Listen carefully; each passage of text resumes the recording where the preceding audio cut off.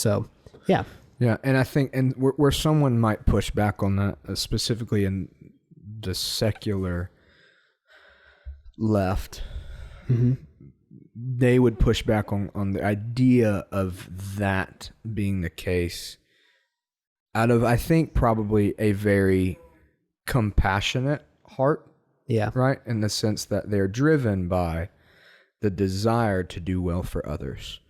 And they think the elevation of the welfare of one local group in one's consideration over any other would be a violation of moral law.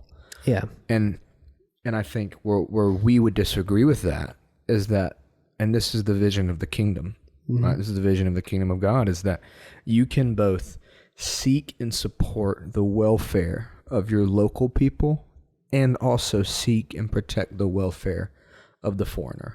Yeah. You can do both. You can do both. You can do both. Right.